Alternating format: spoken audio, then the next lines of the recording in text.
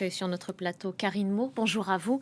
Vous êtes la responsable des urgences à la Fondation de France. La Fondation de France a été active juste après ce séisme qui a durement frappé le Maroc. On vient de le voir dans ce reportage de nos confrères de France Télévisions. La reconstruction est en marche, mais elle est encore très lente. Qu'est-ce qui se passe pour ces populations qui vivent toujours dans des habitats précaires, dans des tentes, alors que l'hiver approche ? Écoutez, je pense qu'il y a beaucoup d'inquiétudes parce qu'au-delà de l'habitat, le Royaume distribue aussi depuis un an une subvention sociale pour qu'elle puisse faire face aux besoins essentiels de l'ordre d'un peu plus de 200 euros. Cette subvention s'arrête également à cette occasion des un an. On sait pourquoi ? Donc c'est une ressource qui était prévue pour un temps d'urgence. Mais le Royaume ne peut pas indéfiniment prendre en charge ces familles. Donc beaucoup d'inquiétudes, beaucoup de confusion aussi sur ce processus de reconstruction. On le voyait très bien dans votre reportage, ce système de versement en plusieurs tranches, avec des habitants qui sont parfois inquiets d'avancer dans leur reconstruction et que la qualité des travaux ne soit pas reconnue comme suffisante pour percevoir la deuxième tranche ou la troisième tranche de leur subvention, ce qui fait notamment obstacle à la reconstruction traditionnelle qui pourrait pourtant être beaucoup plus adaptée, en particulier dans les villages du Haut-Atlas. Et certains architectes, spécialistes notamment de ces zones-là montagneuses, ont recommandé d'aller plutôt sur les matériaux traditionnels plutôt que le béton, parce qu'on sait que c'est le pisé qui a... Le roi lui-même, très peu de temps après le séisme, avait recommandé ces techniques. Malheureusement, pour tout un tas de raisons, je pense que les populations ont aussi peur, l'impression que ça serait moins solide, alors que ce qui compte, c'est la qualité constructive et non pas les matériaux utilisés.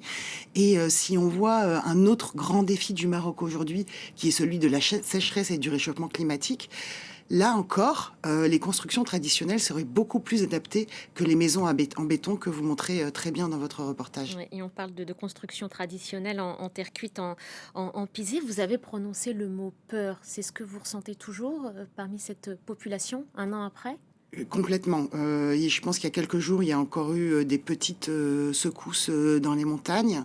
Moi, quand j'y suis allée juste avant l'été, il y a des personnes qui avaient encore des maisons tout à fait habitables, qui avaient encore peur de dormir dedans la nuit. On travaille avec des associations marocaines spécialistes sur les questions de santé mentale, de psychotrauma. Les populations, les autorités, il y a encore, le traumatisme est encore très présent et le danger n'est pas totalement écarté. Est-ce que certaines familles ont fait le choix de partir, de quitter la région ? Certaines familles ont dû quitter la région, certains villages ne pourront probablement jamais être reconstruits. Dieu merci, ce n'est pas la majorité.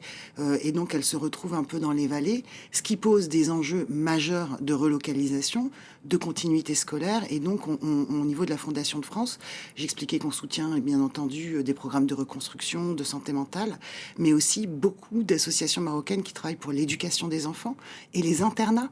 Parce que tous ces enfants, ces jeunes femmes, ces jeunes hommes se retrouvent dans Marrakech, Asni, Moulay Ibrahim, etc.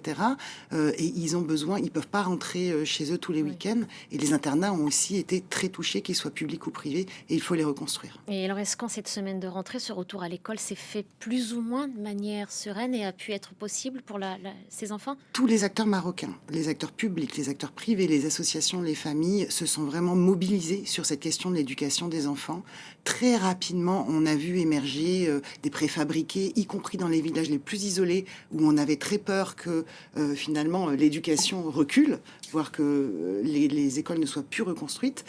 Le défi a été relevé et les enfants retournent à l'école. Le taux de déscolarisation est très très faible. Si vous deviez définir une priorité aujourd'hui, laquelle ce serait ? Alors écoutez, nous on travaille depuis des années au Maroc pour soutenir les initiatives des jeunes marocains. Et on reste convaincu que c'est une des priorités, que ce soit dans le cadre du séisme ou dans le cadre plus global du développement et du bien-être au Maroc. Soutenir les initiatives des jeunes de toute nature, qu'elles soient de l'ordre de la construction, de l'ordre de la santé, de l'ordre de la culture.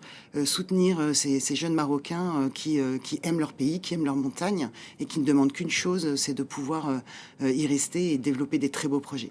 Je reviens à la situation après le séisme. Je crois que vous, la Fondation France, vous avez pu récolter près de 11 millions Tout à d'euros fait. de dons. Est-ce que ces financements sont allés notamment dans ces kits scolaires pour la rentrée? Dites-nous en plus autour de la Alors, distribution de ces fonds. les quelques semaines après le séisme, l'essentiel des soutiens financiers sont allés à des associations marocaines qui allaient à la rencontre des villageois pour leur apporter les besoins essentiels ou faciliter le lien entre ces villageois et les autorités qui pouvaient leur apporter des services ou des biens. Très rapidement, des associations ont accueilli des enfants, des femmes, etc. pour voilà, essayer d'évacuer le trauma, le plus gros du trauma, le plus vite possible. Et puis les mises à l'abri avec des préfabriqués, des tentes, des écoles modulaires et surtout un sujet qui nous tient beaucoup à cœur, c'est la relance économique pour éviter que les populations ne tombent pas dans l'assistanat, hein, ce que j'évoquais tout à l'heure, notamment par rapport à des subventions qui se renouvelleraient comme ça. Donc redémarrer l'agriculture, redémarrer l'élevage, redémarrer le commerce le plus vite possible pour retrouver la dignité, la santé mentale et les moyens économiques pour reconstruire sa maison. Vous parliez de ces traumas aussi, Karine Maud. Certains enfants ont perdu leurs parents. Est-ce qu'on sait si ces enfants, ces orphelins sont aujourd'hui pris en charge et dans quelles conditions? Est-ce qu'ils bénéficient aussi de cette aide, cet accompagnement que vous proposez à la Fondation de France?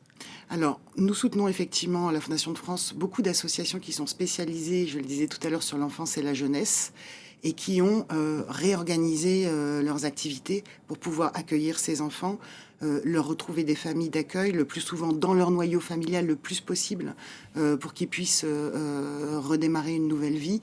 Il y a une résilience très très forte des enfants. On a rencontré des enfants qui avaient perdu effectivement leurs parents et qui étaient pleins d'espoir pour l'avenir, soutenus par ces associations qui souvent, par exemple, vont s'assurer que la famille d'accueil peut recevoir cet enfant dignement et lui donner aussi un petit soutien financier, au moins les premiers mois, le temps de redémarrer et d'intégrer cet enfant dans sa nouvelle famille.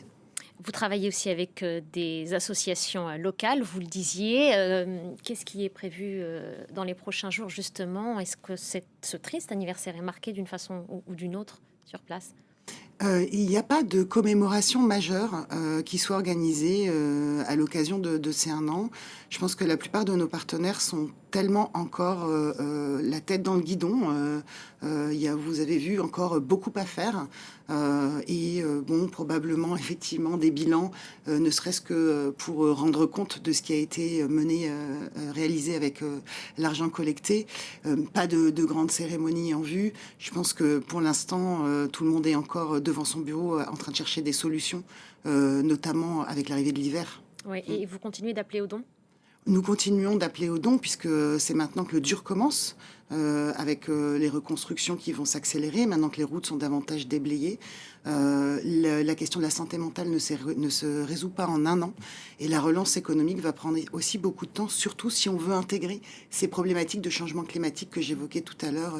Donc une agriculture peut-être plus durable, un élevage plus adapté. Voilà, c'est beaucoup de choses à faire encore. Merci beaucoup, Karine Maud. Merci Non. d'avoir pris le temps de répondre Merci à de nos m'avoir questions reçu. sur France 24. Je rappelle que vous êtes la responsable des urgences à la Fondation de France. Merci à vous.